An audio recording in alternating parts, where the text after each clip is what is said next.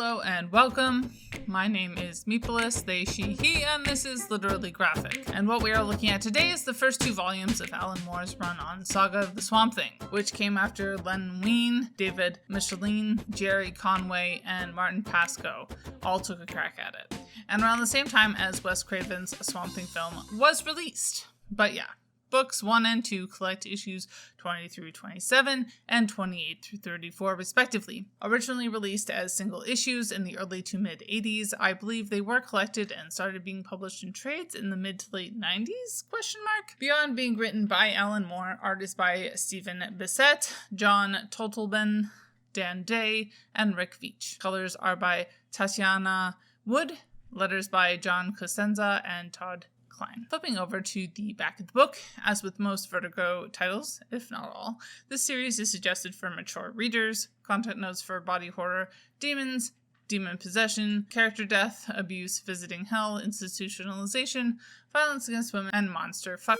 Looking at the creative team for this series, obviously a lot of people come and go, but some persist. I will be highlighting new people as they appear. First off, we do have Alan Moore, a man who hardly needs any introduction. If you want one, you may as well check out my recent review of V for Vendetta, which was my first review of Moore's work since my great channel reset. Outlining our timeline of Moore's work so far, this part of Swamp Thing lines up somewhat with the start of V for Vendetta, which you may recall went on hiatus for a while after the magazine it was being published in went under, and over a decade before he started WATCHMEN. Link to that review in the cards. Not a Moore work, but as you will see, more than a little related. Saga of the Swamp Thing was also published over a decade before Neil Gaiman's run of The Sandman. Then, moving along to art, we have Stephen Bissette. According to his Wikipedia page, he was born, raised, and continues to live in Vermont, largely known for his work on Swamp Thing and Tyrant. Quote, under the company name of Spider Baby Graphics, he later published the horror anthology Taboo, the original home of Moore and Eddie Campbell's From Hell. End quote. He also collaborated with Moore and others on Image Comics' limited series 1963 and was the initial victim of Scott McCloud's 24-hour comic project On a Dare. Bissette retired from comics in 1999. Next, we have John Totleben of Erie, Pennsylvania. According to his Wikipedia page, John studied at Tech Memorial in Erie, as well as at the Kubert School. Initially published in heavy metal, Totleben actually joined the Swamp Thing before Alan Moore. Quote, Totleben's style was unusual for the time, and is still distinctive among U.S. comics artists for its fluid layouts and heavily detailed rendering using a combination of stippling and hatching, end quote, which seems to point to Totleben being to blame for one of my favorite parts of the series so far. But keeping on point, the next member of the team, Dan Day, for which we will be clicking over to lineback.net, which described Day as a, quote, Canadian artist who works mainly for the American market since the 1980s. He was the artist of a new line of Sherlock Holmes comic adaptations that started in the mid-1980s at Renegade Press. His other credits include Black Zeppelin, Captain America Annual, Day Brothers Presents, Dead World Detective Comics Doctor Strange, Elvira, Lost in Space, Man from U.N.C.L.E., Nightmare on Elm Street, Pinhead Quasar, Raver, and Stark Future, end quote. Clicking back to Wikipedia, we have Rick Veitch. Like Bissette, Veitch was born in Vermont and initially raised Catholic. Veitch has worked in mainstream comics, underground comics, and alternative comics, but he is most notable for his work on Army at Love, Rat Pack, Tomorrow Stories, and of course Swamp Thing. He also collaborated on 1963 and worked with Moore on Supreme and America's Best Comic line. Vertigo ended up publishing Veitch's singular work, Can't Get No, a, quote, psychedelic road narrative about failed businessman finding himself after the World Trade Center attacks, told without word balloons, but embellished in captions with stream of consciousness, free verse poetry, loosely related to plot development, end quote. Then we have Alfredo P. Alcala, a Filipino comic artist and known for his work on Ukala, Volter, Savage Sword of Conan, and Swamp Thing. He sadly passed away from cancer in Southern California in 2000. Bernie Wrightson's Wikipedia describes him as, quote, an American artist known for co-creating the Swamp Thing. His adaptation of the novel Frankenstein illustrated work and for his other comics and illustrations, which feature his trademark intricate pen and brushwork, end quote. He passed away from brain cancer in 2017, after which the season finale of The Walking Dead Season 7 was dedicated to his memory. Clicking over to Ron Randall's page, he is described as, quote, an American comic book artist best known as the creator of the character Trekker, end quote. He did work for CrossGen, Crystal Productions, Dark Horse Comics, DC, Paradox Press, Eclipse Comics, Marvel, and of course Vertigo Comics. A German-American comic artist, Tatiana Woods, quote, father was Jewish and her mother was Christian. During World War II, she and her brother Karl Joachim Wintraub were sent to an international Quaker boarding school in the Netherlands. Getting Dutch citizenship was not easy, so after World War II, the Quakers arranged for the two to travel to New York City in 1947. Carl went on to the University of Chicago, while Tatiana stayed in New York, attending the Traphesian School of Fashion. In 1949, she met fellow comic artist Wally Wood, and they married August 28, 1950. The couple divorced in 1966. She sometimes made uncredited contributions to Wood's artwork. She was the main colorist for DC covers from 1973 through the mid-1980s. She is also a skilled dressmaker and weaver who has crafted theatrical costumes and pictorial loom tapestries, end quote. John Costanza was already featured in my review of Sandman Volume 2. Sean McManus was featured in my review of the Sandman Volumes 4 and 5. Ted Klein seems to have worked on every Sandman volume, but I missed covering them, so according to his Wikipedia page, quote, Klein is most known for his work on Neil Gaiman's Sandman, where he developed very distinctive dialogue balloons and lettering for various characters, especially Dream and his siblings. Klein discussed the process by which he came up with these distinctive styles on his website. Each of them needed some sort of special lettering style to show that they are all equals in their iconic power. Destiny's speech was simply italic, really just slanted. Neil had a specific idea about Delirium's style, that it represent a sort of mad variety, getting louder and softer, like something going in and out of focus. This was fun to do in small amounts, but tedious in large ones. Despair just had a rough balloon edge to denote a ragged, rough voice, end quote. What kinds of keywords came to mind rereading these first two volumes? Corporate greed, the occult, plant life, militia, immortality, apocalypse, shading, superheroes, heterosexual monogamy, origins, love, humanity, and seasons. Another one of those comics is hard to find a summary of that isn't just a bunch of hot air. I had to resort to the single issue listings on Goodreads.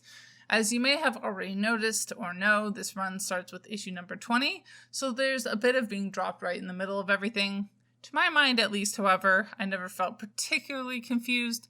It just felt like the show don't tell, start in the action sort of thing that happens in a fair number of mature/adult comics, with well-placed trust that readers will be able to connect the otherwise rather straightforward dots. But yeah, to hit the highlights of the synopses, major spoiler warnings, we initially run into Swamp Thing visiting the site where his nemesis is supposed to have died, wondering if there was any way he could have survived.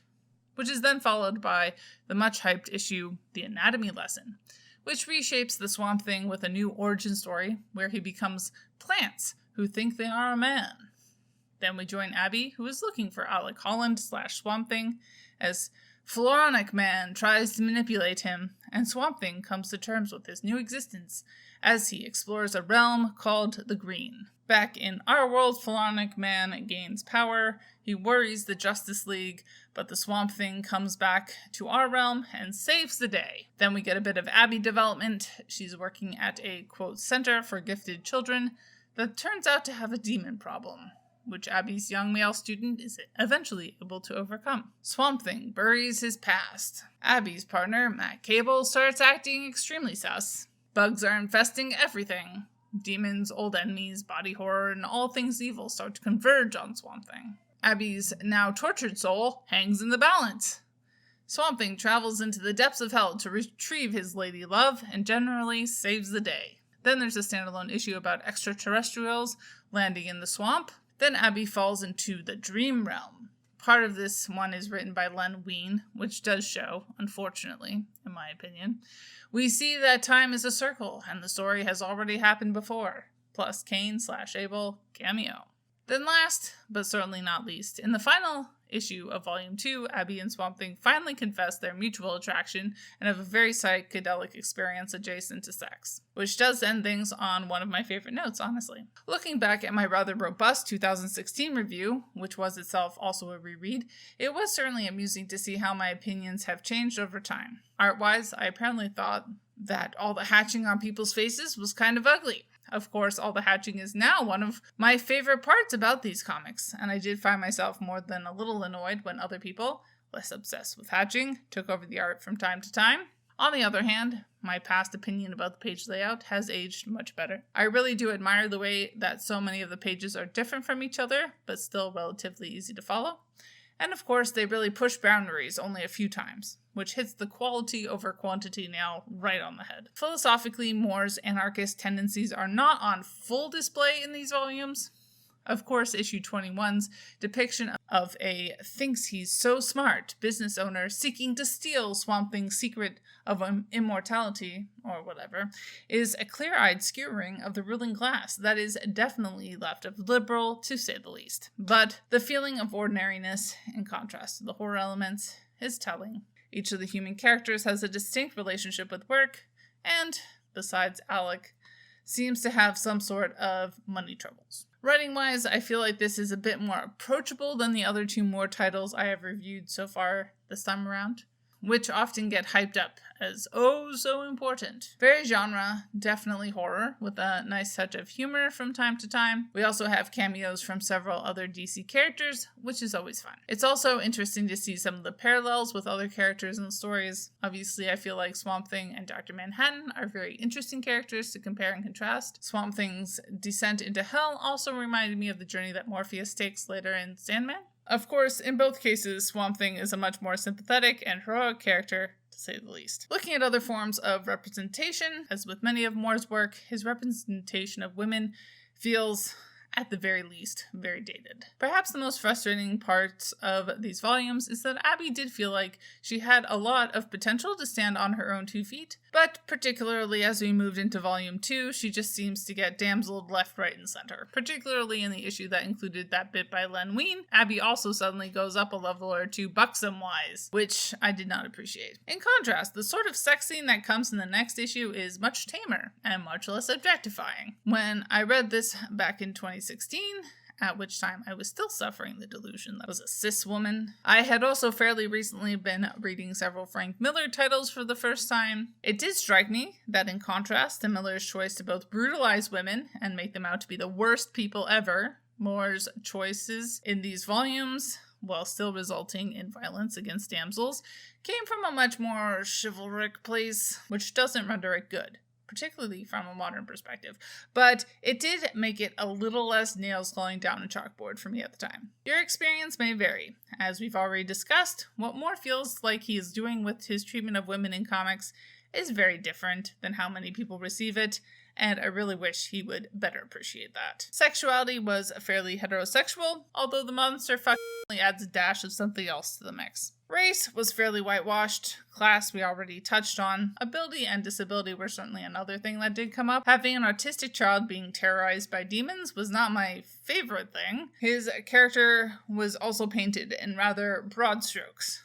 but he does get to directly face down his enemy in the end, which is more than Abby gets, so that was interesting, and not a detail I remembered at all from my previous read-throughs. On a positive note, while ugliness and disability is often associated with flaws in morals, I feel like the Swamp Thing intrinsically pushes back against this by being so singularly good. Before I had read any stories about him, I honestly thought that the Swamp Thing was the bad guy, because he was clearly a monster. But that could not be further from the case. To conclude, I had originally rated both of these volumes 4 out of 5 stars. There does continue to be something about the Swamp Thing himself that I really enjoy and perhaps even identify with in some strange way. He's just an odd and ugly creature, trying to do some good in his little corner of the world, often slow moving, and honestly just looking for love and acceptance. I certainly have more than a little nostalgia in play, but I do think I'll stick to the 4 out of 5 stars for Volume 1, although Volume 2 is moving down to 3 out of 5 stars. Bye y'all, keep reading, and Organized and Capitalist Oppression.